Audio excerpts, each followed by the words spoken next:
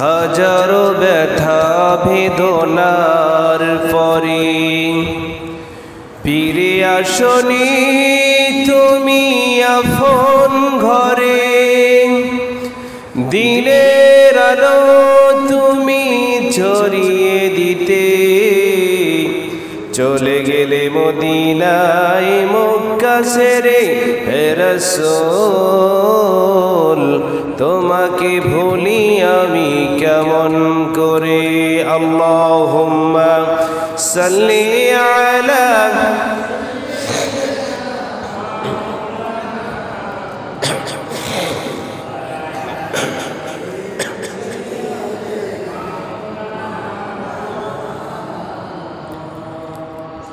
উপস্থিত হযরত হাজিরিন, সম্মানিত মুরব্বিয়ানি আযম, আমার সমবয়সীর তরুণ ভাইয়েরা, দূর দূরান্ত থেকে আগত মেহমানবৃন্দ, বাড়িতে অবস্থানরত পর্দাশীলা সম্মানিতা মা ও বোনেরা, সর্বপ্রথম আপনাদের সকলকে মহান রব্বুল আলামিনের এমনকি মহান হাবিব সাল্লাল্লাহু আলাইহি ওয়াসাল্লামের শিখানো তরিকা, শিখানো পদ্ধতি দ্বারা সালাম দিচ্ছি। আসসালামু আলাইকুম ওয়া রাহমাতুল্লাহি ওয়া বারাকাতুহু। আলহামদুলিল্লাহ,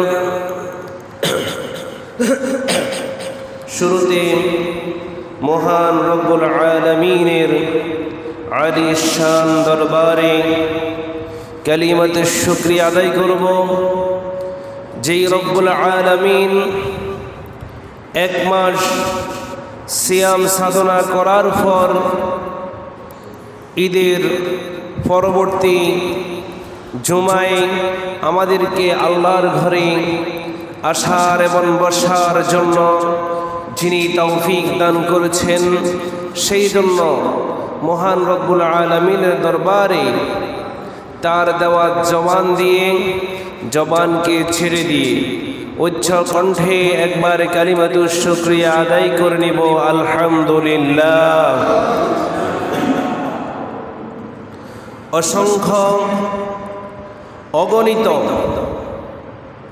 লক্ষ কোটি দরুদ সালাম প্রেরণ করব বিশ্বের মানবতার মুক্তির কাণ্ডারী, নবী কুলের শিরোমণি জনাব মুহাম্মদুর রাসূলুল্লাহ সাল্লাল্লাহু আলাইহি ওয়াসাল্লামের দরবারে। সম্মানিত হাজিরিন, আজকে আমি আপনাদের সামনে গুরুত্বপূর্ণ একটা বিষয় নিয়ে আলোচনা করব। যেই আজকের আলোচনার বিষয় হচ্ছে ইখলাসের গুরুত্ব ও প্রয়োজনীয়তা। ইখলাসের গুরুত্ব ও প্রয়োজনীয়তা কি? ইখলাস, এটা এর অর্থ হচ্ছে নিষ্ঠা, নির্ভেজাল, একনিষ্ঠ, ঐকান্তিকতা, সকল কাজ কথা সব কিছু হবে আল্লাহর সন্তুষ্টির জন্য। এটাই হলো ইখলাস। আপনি আমি নামাজ পড়ব, আপনার আমার নামাজটা হবে আল্লাহর জন্য। আপনি আমি রোজা রাখবো, আপনার আমার রোজা হবে আল্লাহর জন্য। একনিষ্ঠতার সঙ্গে মানুষকে দেখানোর উদ্দেশ্যে রোজা রাখবো না, মানুষকে দেখানোর উদ্দেশ্যে সালাত আদায় করব না, একমাত্র আল্লাহকে রাজি খুশি করার জন্য আপনি আমি ইবাদত করব। এর নাম হচ্ছে আপনার একনিষ্ঠতা। আল্লাহর জন্য মসজিদে যাব, মানুষকে দেখানোর জন্য মসজিদে যাব না, আল্লাহকে দেখানোর জন্য যাব। আমরা যে কোনো ওয়াজ মাহফিলে যাব, আল্লাহর জন্য যাব। আমরা এই জায়গায় এখন বসে আছি আল্লাহর জন্য। কার জন্য? আল্লাহর জন্য বসে আছি। সব কিছুতে আল্লাহর সন্তুষ্ট অর্জন আপনার আমার উদ্দেশ্য হতে হবে। আপনার আমার খাওয়া দাওয়া, কাজকর্ম, সকল ক্ষেত্রে আপনার সব কিছু হবে আপনার একনিষ্ঠতার সঙ্গে করতে হবে। ইখলাসের বিপরীত হলো রিয়া, লোক দেখানো। ইখলাসের বিপরীত যেই শব্দটা রয়েছে সেটা হচ্ছে রিয়া। রিয়া হচ্ছে লোক দেখানো, আর ইখলাস মানে হচ্ছে আল্লাহকে দেখানো, কোনো মানুষকে দেখানো উদ্দেশ্য নয়। উদ্দেশ্য হচ্ছে একমাত্র আমি যত ভালো কাজ করি না কেন, লোকে না দেখলে কি হয়েছে, আমার আল্লাহ দেখছে। কথা বলে আমি কি কাজ করতেছি, সমাজে কোনটা ভালো কাজ করতেছি, কোনটা খারাপ কাজ করতেছি, লোকে না দেখলেও আমার এই ভালো কাজগুলো একমাত্র দেখতেছেন তিনি একজন, তিনি হচ্ছেন কে? তিনি আল্লাহর উদ্দেশ্যে আমরা সব কিছু করব। ইবাদত কবুল হওয়ার জন্য দুইটি শর্ত রয়েছে। কয়টি? আরো জোরে বলেন। ইবাদত কবুল হওয়ার জন্য দুইটি শর্ত রয়েছে। এক নাম্বার শর্ত হলো ইবাদতে ইখলাস থাকা। ইখলাস থাকা, ইবাদত হতে হবে আল্লাহর সন্তুষ্টির জন্য, অন্য কোনো উদ্দেশ্যে ইবাদত করলে ইবাদত কবুল হবে না। তাহলে ইবাদত কবুল হওয়ার জন্য দুইটা শর্ত। এক নাম্বার হচ্ছে ইখলাস থাকা। ইখলাস যদি আপনার আমার ভিতরে না থাকে, আল্লাহ রাব্বুল আলামিন আপনার আমার কোনো আমল আল্লাহ রাব্বুল আলামিন কবুল করবে না। আমরা যত বেশি ইবাদত করি সবগুলো আল্লাহর কাছে মকবুল হওয়া জরুরি কিনা? আমরা যত ইবাদত করি সব কিছু আল্লাহর কাছে কবুল হওয়া জরুরি কিনা? সবগুলো জরুরি, নইলে এত কষ্ট করে আমরা ইবাদত করব, ইবাদত যদি কবুল না হয় এই ইবাদতের কোনো দাম আছে? রাসূল বলেন আমরা ইবাদত করব আল্লাহর জন্য, কিন্তু আল্লাহ রাব্বুল আলামিন যদি আপনার আমার ইবাদতটা কবুল না করে, তাহলে আপনার আমার এই ইবাদতের বিন্দু পরিমাণ কোনো মূল্য নাই। মূল্য আছে? মূল্য নাই। তাহলে এক নাম্বার ইবাদতে ইখলাস আপনার আমার ভিতরে যখন থাকবে, যেই কোনো কাজগুলো আল্লাহকে রাজি খুশি করার জন্য ইখলাসের সাথে যখন আমরা কাজটা করব, ওই কাজগুলো কবুল করে নেবেন কে? দ্বিতীয় নাম্বার শর্ত হলো ইবাদতটি হতে হবে শরীয়তের নীতিমালা আলোকে। আপনি শরীয়তের নীতিমালা অনুযায়ী যখন ইবাদতটা করবেন, তাহলে ইবাদতটা কবুল করবে কে? এখন আপনার দিলের ভিতরে ইখলাস আছে, মনের ভিতরে ইখলাস আছে। ফজরের নামাজের ফরজ হচ্ছে 2 রাকাত, আপনি যদি 3 রাকাত পড়েন ইখলাসের সাথে হবে? রাজুল বলেন। জোহরের নামাজের 4 রাকাত ফরজ রয়েছে, আপনি যদি বলেন আমি আল্লাহর জন্য ইখলাসের সাথে 5 রাকাত 6 রাকাত 8 রাকাত ফরজ নামাজ আদায় করব, হবে? কেন হবে না? শরীয়তের নীতিমালা নাই। শরীয়তের নীতিমালা হলো জোহরের ফরজ নামাজ 4 রাকাত, ফজরের নামাজের ফরজ নামাজ হচ্ছে 2 রাকাত, আসরের নামাজের ফরজ হচ্ছে 4 রাকাত, আর তারপরে মাগরিবের নামাজের ফরজ হচ্ছে 3 রাকাত। আপনি যদি বলেন আমি মিলিয়ে আরো 1 রাকাত মিলিয়ে 4 রাকাত আদায় করবো, নামাজ কি হবে? কেন হবে না? আল্লাহ রাসূল যেইভাবে নীতিমালা দিয়েছে, আল্লাহ যেইভাবে নীতিমালা দিয়েছে সেই নীতিমালার ভিতরে আপনার আমল পড়ে নাই। আপনি যত ইখলাস আল্লাহ দাবি করেন, ইসলাম যেটা বলে নাই সেটা যদি আপনি করেন, তাহলে এটা কি কবুল হবে? কেন কবুল হবে না? ইসলামের নীতিমালার ভিতরে ধরেন আপনার কাছে যাকাত দেওয়ার টাকা রয়েছে, ওই যাকাতের টাকা যদি আপনি মসজিদে দেন, যাকাত কি আদায় হবে? আপনি যদি বলেন আমি ইখলাসের সাথে আমার কাছে যে টাকাগুলো যাকাতের রয়েছে, আমি ইখলাসের সাথে যাকাতের টাকাগুলো মসজিদে দিয়ে দিব, বলেন তো আপনার যাকাত কবুল হবে? আপনি তো মসজিদে দিয়েছেন, কবুল হবে না কেন? কারণ যাকাতের খাত রয়েছে, আল্লাহ তাআলা 8টা দিয়েছে, ওই 8টার ভিতরে মসজিদে যাকাত দেওয়ার কথা আল্লাহ বলেন নাই। কথা বলেন, বলেছে? আমার কথা বুঝতে লাগবে তো দিয়ে হা হু করিয়ে। কারণ আল্লাহ তাআলা মসজিদে যাকাতের টাকা দিতে বলে নাই। এখন আপনি যদি ইখলাসের সাথে মসজিদে যাকাতের টাকা দেন, আপনার টাকা আদায় হবে না, আপনি যতই ইখলাস আল্লাহ দাবি করেন। কারণ শরীয়তের নীতিমালার ভিতরে আপনার মসজিদের টাকা দান করা, যাকাতের টাকা দান করা এটা পড়ে না। কথা বলেন। তাহলে আপনাকে আমাকে লক্ষ্য করতে হবে, আপনাকে আমাকে জানতে হবে, মানতে হবে, উপলব্ধি করতে হবে। যতই আমল করি না কেন, ইবাদত কবুল হতে হলে আপনাকে আমাকে শরীয়তের নীতিমালা হিসাবে মেনে চলতে হবে। শরীয়ত যেভাবে বলেছে আপনাকে ওই শরীয়তটা মেনে তারপর ইখলাসের সাথে কাজটা করতে হবে। তখন আল্লাহ তাআলা আপনার আমলটা কবুল করবে, না হয় আপনার কোনো আমল আল্লাহ দরবারে কবুল হবে। তাহলে মনে ইখলাস আছে কিন্তু শরীয়তের নীতিমালা নাই, ওই আমল আল্লাহ কবুল করবে না।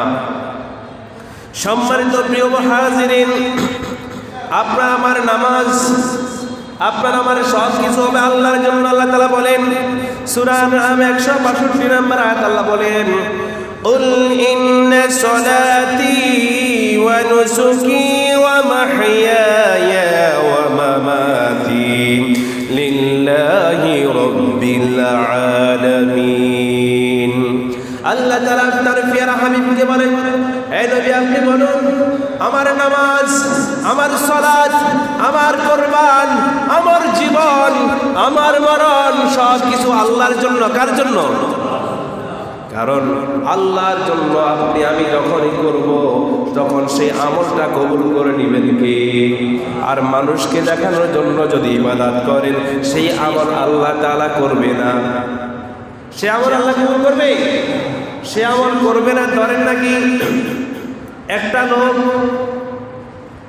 সেই যত কিছু করেন না কেন, শরীয়তের নীতিমালা যদি তার কাছে না থাকে, তার কোনো কিছুর মূল্য নাই। সুতরাং প্রিয় হাজিরিন, আপনাকে আমাকে আল্লাহর জন্য সব কিছু করতে হবে। এই জন্য আল্লাহ তাআলা সূরা বাইয়িনার 5 নম্বর আয়াতে আল্লাহ পাক বলেন, ওয়া মা উমিরু ইল্লা লিয়াবুদুল্লাহ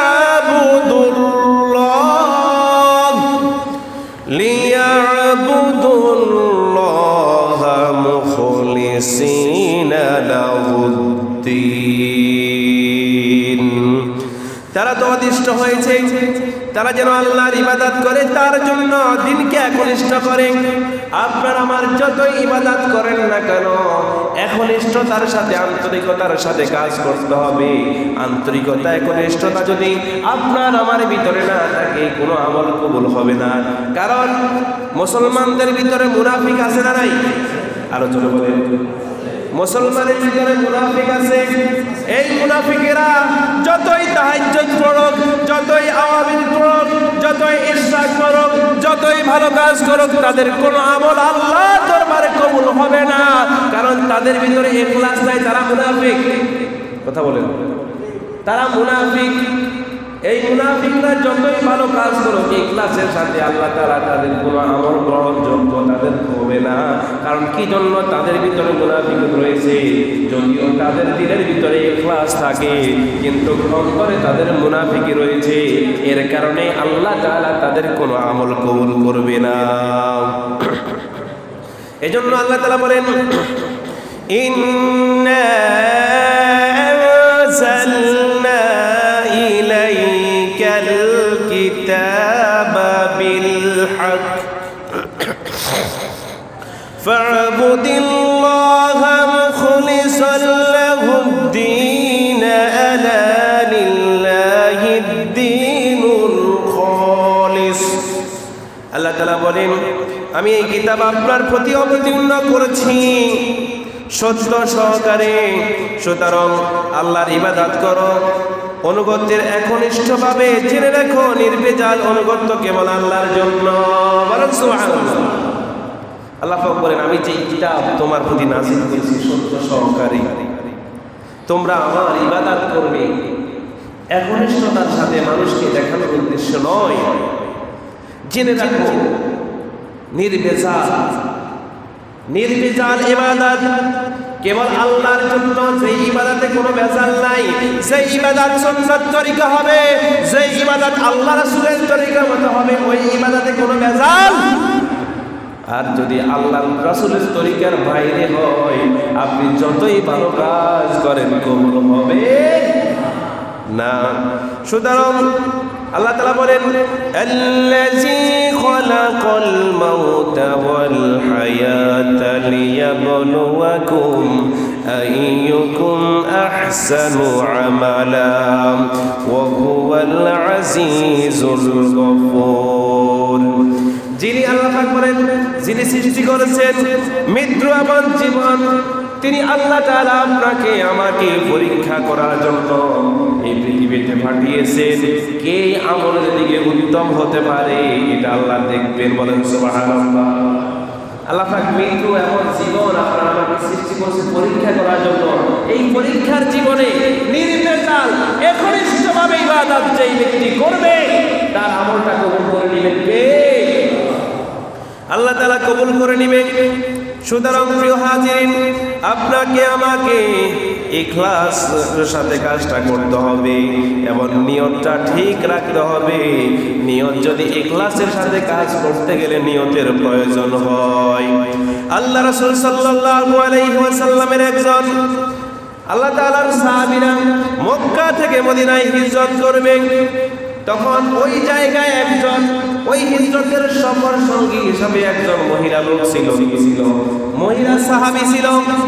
তখন লোকদের ভিতরে বলাবলি হলো, এই মহিলাটি আসলে আমাদের সাথে হিজরত করতে যাচ্ছে না, এর একজন প্রেমিক রয়েছে মদিনাতে, এই তার সাথে আসলে দেখা করতে যায়, কিন্তু এর উদ্দেশ্য হিজরত করা নয়। কারণ এই আপনাদের সঙ্গে গেলে তো আর এর ভাড়া কোনো কিছু লাগবে না, এই সোজা ওইখানে যেতে পারবে নিরাপদে, আর ওইখানে যাই তার প্রেমিকের সাথে দেখা হবে। সাহাবায়ে কেরামদের ভিতরে বলাবলি শুরু হয়ে গেল। যখন শুরু হয়ে গেল, এই মহিলাটি আসলে সত্যিকার উদ্দেশ্যে আল্লাহকে পাওয়ার জন্য হিজরত করতেছে না, তার প্রেমিককে পাওয়ার জন্য হিজরত করতেছে। এজন্য রাসূল করিম সাল্লাল্লাহু আলাইহি ওয়াসাল্লাম বলেছেন, ইন্নামাল আমালু বিন্নিয়াত, সমস্ত কাজই নিয়তের উপর নির্ভর করে। সেই যদি তার প্রেমিককে পাওয়ার জন্য হিজরত করে, তার হিজরতটা হবে দুনিয়ার দিকে। আর যে আল্লাহ রাসূলকে পাওয়ার জন্য হিজরত করে, তাহলে তার হিজরতটা হবে আল্লাহ রাসূলের দিকে। বলেন সুবহানাল্লাহ। বুখারী শরীফের 1 নম্বর হাদিস, কয় নাম্বার? সহিহ বুখারীর প্রথম হাদিস, আল্লাহর রাসূল এই হাদিসটা এনেছেন। তাহলে এই হাদিসের ভিতরে আছে, আপনার হিজরত যদি দুনিয়ার রবের উদ্দেশ্যে হয়, আপনার হিজরতটা হবে দুনিয়ার দিকে। যদি কোনো নারীকে পাওয়ার উদ্দেশ্যে হিজরত হয়, আপনার হিজরতটা সেই জীবিকার দিকে হবে। আর যদি আপনার হিজরতটা আল্লাহ রাসূলের দিকে হয়, আল্লাহর দিকে হয়, তাহলে সেই উদ্দেশ্যটা হবে আল্লাহ রাসূলের দিকে। এজন্য রাসূল সাল্লাল্লাহু আলাইহি ওয়াসাল্লাম সাহাবায়ে কেরামদেরকে বলেন, ও সাহাবায়ে কেরাম, তোমরা থামো, তোমরা বলাবলি করার প্রয়োজন নাই। আল্লাহ তো মানুষের দিলের খবর জানে, সেই কি উদ্দেশ্যে হিজরত করছে সেই খবর আল্লাহ জানে কি জানেন না? আরো জোরে বলেন। আপনার আমার মনে দিলে কি আছে সেই কথা জানেন কে? কেউ যেটা দেখে না সেটা দেখেন কে? কেউ যেটা বুঝে না সেটা বুঝেন কে? কেউ যেটা পারে না সেটা পারেন কে? তাহলে এই সব কিছু আল্লাহর ক্ষমতা রয়েছে। তাহলে আপনার আমার হিজরতটা হবে আল্লাহর জন্য। আপনার রাসূল সাল্লাল্লাহু আলাইহি ওয়াসাল্লাম বলেছেন কি, হাদিস সহিহ হাদিসের ভিতরে এসেছেন, কিয়ামতের দিন আল্লাহ রাব্বুল আলামিন 3 জন লোককে ডাক দিবে। কয়জন? এক ব্যক্তি হলো, যেই ব্যক্তি হলো শহীদ, তাকে আল্লাহ ডাক দিবে। দ্বিতীয় হলো যে ব্যক্তি আপনার জ্ঞান অর্জন করছে, তাকে ডাক দিবে। 3 নম্বর ডাক দিবে যে ব্যক্তি দানশীল। এইরকম 3 জনকে ডাক দিবে। ডাক দিয়ে সর্বপ্রথম কিয়ামতের ময়দানে বলবেন, কি বলবেন? সর্বপ্রথম শহীদকে ডাক দিবেন, ও শহীদ তুমি এদিকে এসো। তখন আল্লাহ রাব্বুল আলামিন বলবেন, আমি কি তোমাকে দুনিয়াতে নাজ নিয়ামত দিয়েছি? হ্যাঁ, আপনি আমাকে দুনিয়াতে নাজ নিয়ামত দিয়েছেন। তখন আল্লাহ রাব্বুল আলামিন বলবেন, আমার নাজ নিয়ামত পেয়ে তুমি কি করলে? তখন সে বলবে, আল্লাহ আপনার দিনকে বুলন্দ করার জন্য আমি আপনার রাস্তায় শহীদ হয়েছি। আল্লাহ পাক বলেন, না না বান্দা, তুই আল্লাহর রাস্তায় আল্লাহকে পাওয়ার জন্য শহীদ হস নাই। লোকে তোকে শহীদ বলবে, লোকে তোকে গাজী বলবে, এই জন্য তুই তোর সুনাম খ্যাতি অর্জনের জন্য তুই আল্লাহর রাস্তা শহীদ হইছ। তোমার এই শহীদ কবুল হবে না। আল্লাহ তাআলা ফেরেশতাদেরকে ডাক দিয়ে বলে, ফেরেশতারা এই মিথ্যাবাদী এর কথা শুনিও না, একে টেনে নিয়ে আল্লাহ তাআলা জাহান্নামে নিক্ষেপ করবে। বলবে তার উদ্দেশ্য এটা ছিল না, তার উদ্দেশ্য ছিল লোকে তাকে গাজী বলবে, শহীদ বললে, এই জন্য সেই শহীদ হয়েছে। তাহলে এক নম্বর তাকে জাহান্নামে আল্লাহ পালাই দিবেন। দ্বিতীয় নম্বর, ওই জ্ঞানীকে ডাক দিবেন, বলবেন এদিকে আসো। বলে আমি তোমাকে দুনিয়াতে যে হায়াতের সময় দিয়েছি, এই রিজিক দিয়েছি, আমার রিজিকগুলো তুমি পেয়েছো কিনা? বলে হ্যাঁ আল্লাহ রাব্বুল আলামিন পেয়েছি। আল্লাহ তাআলা বললেন তাহলে এই পেয়ে কি করলেন? বললে আপনি আমাকে যেই জ্ঞান দিয়েছেন, যেই মেধা দিয়েছেন, এই জ্ঞান দ্বারা আমি মানুষদের মধ্যে বিতরণ করেছি। বলে না না না, তোমার এই মেধাটা সেই জন্য বিতরণ করো না, লোকে তোমাকে মাওলানা বলবে, মুহাদ্দিস বলবে, মুফতি বলবে, লোকে তোমার সুনামের জন্য তুমি এইগুলো করেছো, দুনিয়া লোকের জন্য এইগুলো করেছো। আসলে প্রকৃত উদ্দেশ্যে তুমি পড়ালেখা করাই নাই, প্রকৃত উদ্দেশ্যে তুমি আল্লাহর রাস্তার দিন প্রচার করো নাই, টাকা ছাড়া তুমি দিন প্রচার করো নাই। এর কারণে তখন আল্লাহ বললেন তুমি মিথ্যাবাদী। আল্লাহ তাআলা ওই জ্ঞানীকে আল্লাহ তাআলা ফেরেশতাদেরকে বলে তাকে নিয়ে যাও, জাহান্নামে নিক্ষেপ করো এই মিথ্যাবাদী। এই মিথ্যাবাদী। তিন নম্বরে আল্লাহ তাআলা একজন ধনীকে ডাক দিবেন, বললে আমি তোমাকে দুনিয়াতে অনেক টাকা পয়সা দান করেছি, তুমি এই টাকা পয়সা কি করছো? আল্লাহ এমন কোনো খাত নাই, এমন কোনো জিনিস নাই যেই খাতে আমি টাকা পয়সা ব্যয় করি নাই।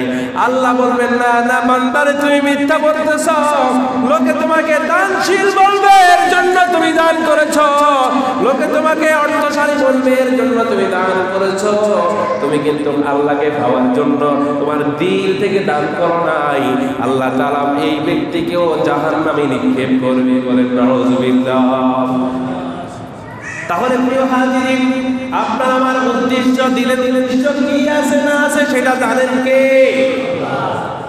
তাহলে প্রিয় হাজিরিন, আমরা এত কিছু করার পরেও যদি আমাদের উদ্দেশ্যটা, লক্ষ্যটা যদি খালেস ভাবে না হয়, তাহলে আল্লাহ তাআলা সেগুলো বুঝবেন কি বুঝবেন না? আল্লাহ তাআলা বুঝেন কিনা? শহীদ হয়েছে লোকে জানার জন্য, জ্ঞান বিতরণ করছে টাকা পাওয়ার জন্য, অর্থ লোভের জন্য, দান সজ্জা করছে, মানুষ তাকে প্রভাবশালী বলবে, লোকে তাকে দানবীর বলবে। এই তিন শ্রেণীর লোকদেরকে আল্লাহ তাআলা জাহান্নামে নিক্ষেপ করবে বিনা হিসাবে। আল্লাহ পাক আমাদেরকে হেফাজত করুন, বলেন আমিন। সুতরাং প্রিয় হাজিরিন, আপনার আমার উদ্দেশ্য হতে হবে আল্লাহর জন্য। আর সৎ কর্ম যখন আপনি নিষ্ঠার সাথে করবেন, এই আমলগুলো একদিন আপনার আমার নাজাতের ওসিলা হবে। যে কোনো বিপদ আপদ থেকে আল্লাহ তাআলা বাঁচিয়ে দিবে আপনাকে আমাকে। বনি ইসরাইলের তিন ব্যক্তি হঠাৎ করে তারা বাইরে যাচ্ছে, হাদিস শরীফে ঘটনাটি এসেছে, একটু মন দিয়ে ঘটনাটা শুনতে হবে। তিন ব্যক্তি তারা বনি ইসরাইলের বাড়ি যাচ্ছে, মধ্যে সন্ধ্যা যখন হয়েছে, তারা একটা গুহার ভিতরে আশ্রয় গ্রহণ করলো। আশ্রয় গ্রহণ করার সঙ্গে সঙ্গে উপর থেকে একটা পাথর এসে গুহার মুখ বন্ধ হয়ে গেল। এখন এই আপনার শত শত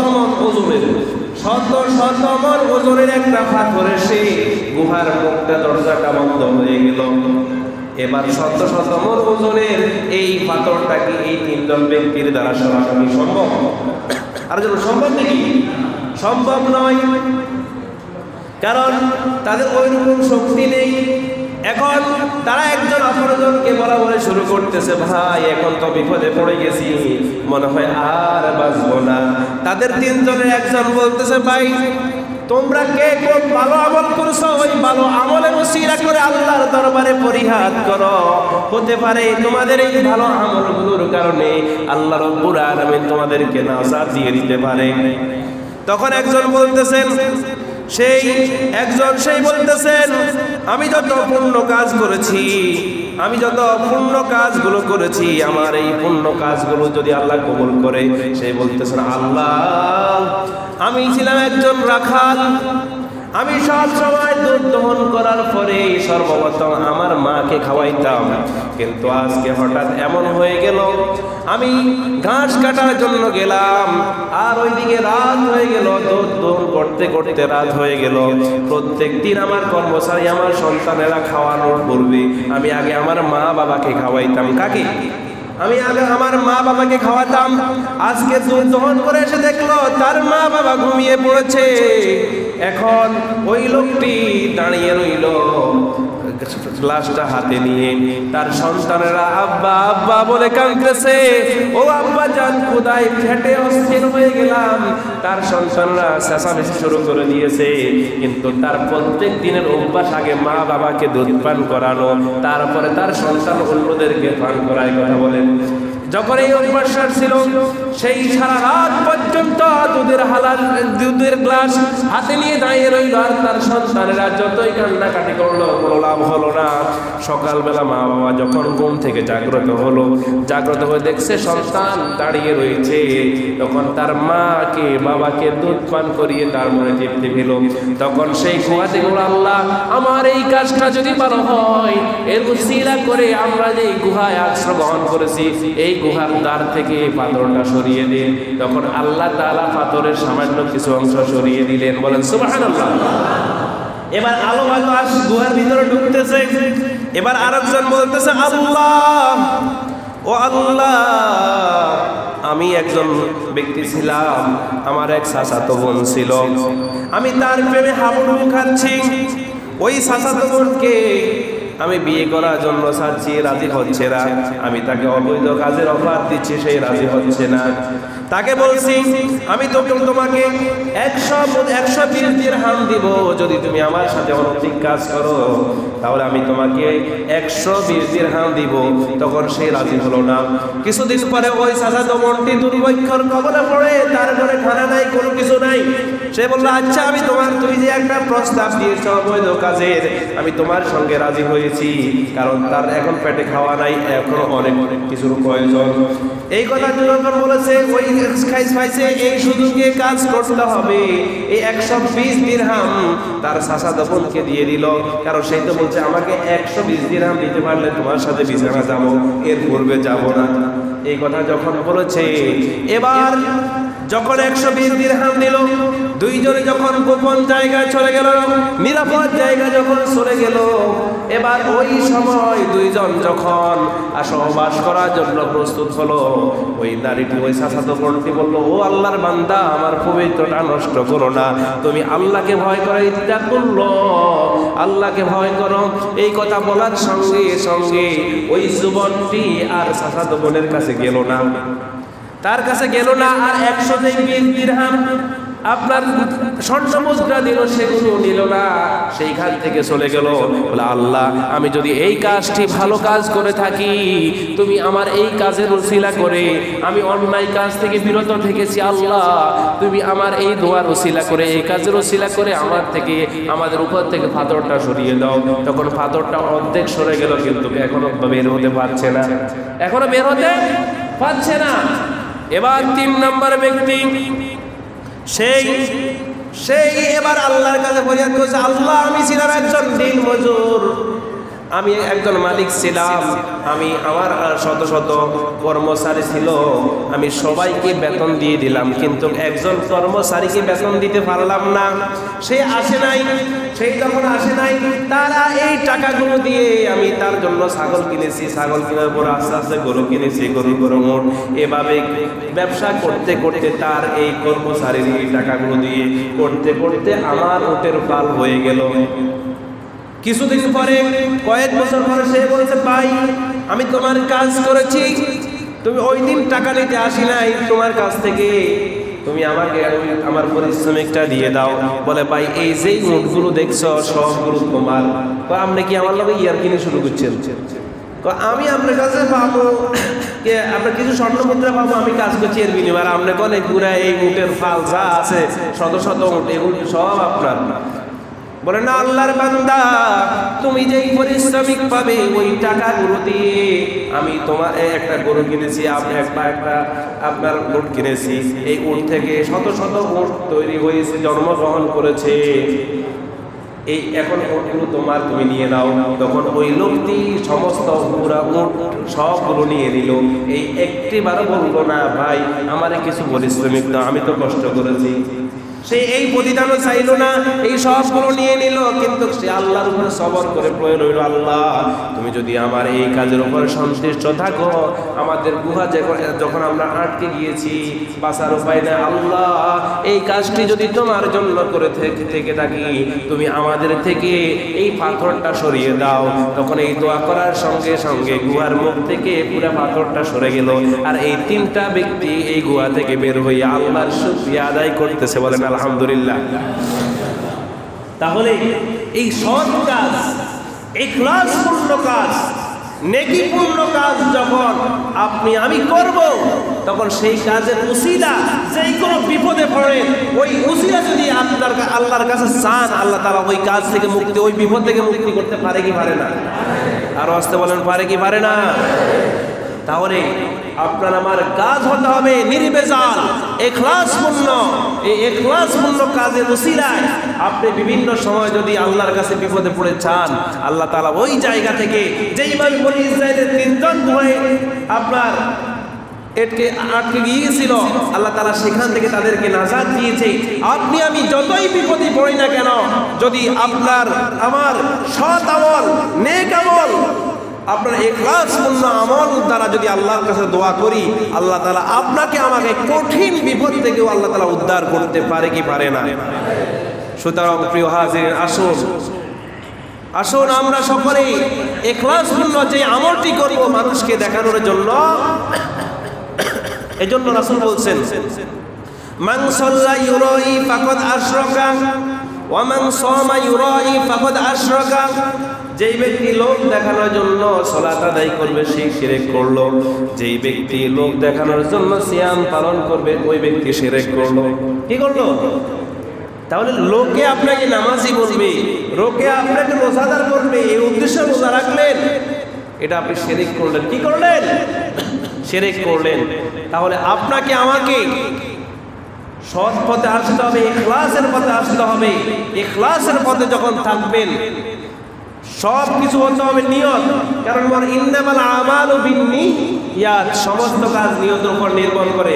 আপনি নামাজ পড়তেছেন, আপনি আল্লাহর জন্য নামাজ পড়তেছেন, আপনার নিয়ত হলো আমি জোহরের নামাজের ফরজ 4 রাকাত পড়তেছি, আমি জুমার নামাজের আপনার ফরজ 2 রাকাত পড়তেছি, এটাই নিয়ত। এটাই কি নিয়ত? আপনি নাওয়াইতু আন উসাল্লিয়া লিল্লাহি, এবার বলার প্রয়োজন নাই। আপনি ঈদের নামাজ পড়তেছেন, এখন আপনি ঈদের নামাজ পড়ার জন্য এসেছেন, এটাই আপনার নিয়ত। এটা কি? কারণ আল্লাহ জানে না, আল্লাহ কি মনে ভিতরে নাই আপনি কি কাজ করতে আসছেন? আর জোরে বলেন, আপনি কি কাজ করার জন্য এসেছেন এটা কি আল্লাহ জানে না? তাহলে আল্লাহ যদি জানে, আমার দরকার আছে নাওয়াইতু আন উসাল্লিয়া লিল্লাহি এগুলা বলি, আমরা নিয়ত বাঁধা কথা বলেন। আমরা তো এখন এগুলো বেরোস, এইগুলো নাওয়াই তুয়ান করতে করতে করতে হুজুররা আপনার সূরা ফাতিহা শুরু করে দেয়, তাকবীর ওলা সে পায় না। কথা বলেন, এটা কি কোনো হাদিসে আছে? নাওয়াই তুয়ান উসাল্লিল্লাহ বলে কোনো হাদিস? আমি হাদিসের উপর অনার্স মাস্টার্স করেছি, আপনার সহিহ অনেক হাদিস গ্রন্থ দেখেছি। আপনার কোনো হাদিস গ্রন্থে আপনার সিয়াসিতার 6টা কিতাব আছে, যেটা সব আপনার বুখারী কেরাম, সব মুহাদ্দিসে কেরাম সহিহ বলেছে। ওই কোন হাদিস গ্রন্থে নাওয়াইতু আন উসাল্লিয়া লিল্লাহি এরকম করে নিয়ত বাঁধা নাই। এখন আমরা সেটা করতেছি। আল্লাহ রাসূলের লক্ষ লক্ষ হাদিস আছে। ইমাম বুখারী বলেন আমি 6 লক্ষ সহিহ হাদিস আমার মুখস্থ আছে। এর ভিতর থেকে 7374টি হাদিস বুখারী শরীফে এনেছে। কয়টি? বুখারী শরীফে এনেছে। ওইখানে অত নাওয়াইতু নাই। প্রত্যেকটা হাদিস গ্রন্থে বাবু সালাত নেওয়ার কথা রয়েছে। আপনার সেই অধ্যায়গুলোতে, সেই লেসনগুলোতে আপনার এইরকম নিয়ত নাই। এখন আমরা সেগুলো করতেছি। যেইভাবে ফজরের নামাজ 2 রাকাত, আপনি যদি 4 রাকাত ফরজ পড়েন, মাগরিবের নামাজের 3 রাকাত ফরজ, আপনি যদি বলেন আমি 4 রাকাত পড়বো, নামাজ হবে? আর আছে বলেন নামাজ কি হবে? কেন হবে না? কারণ আল্লাহ রাসূল বলছেন 3 রাকাত, আল্লাহ বলছেন 3 রাকাত, আপনি পড়েন কয় রাকাত? 4 রাকাত, নামাজ হবে? আর আল্লাহ রাসূল যেটা করে নাই সেটা যদি আপনি করেন, আপনার কি নামাজ হবে? নামাজের শুরুতে আমরা বেদাত দিয়ে নামাজ শুরু করি, তাহলে নামাজটা কিভাবে আমাদের কবুল হবে? আমাদেরকে ছোটবেলা আমাদের হুজুররা পিড়ি পিড়ি আমাদেরকে নামাইতে হয়, আমাদের সালাসাল জাকাতায় যদি জাকাতাই হইতো বা আরবাদ জাকাত যদি সালাসা হইতো, মাইত দিতে বসি আমরা করে মাইত নিকে জানি এরকম মাইত দিত কিনা, মুখস্থ করাইতো, ফাড়ে ফাড়ে মুখস্থ করাইতো, সুন্নত জাকাত যদি নকরের নিয়ে মাদিয়ে দিতাম দিত মায়ের। এরকম করি করি মুকসুদ মুমিন পড়ে তারা আমাদেরকে শিখাইছে। নিয়ত হচ্ছে আপনি কি করতেছেন, এটাই নিয়ত। সমস্ত কাজ নিয়তের উপর নির্ভরশীল।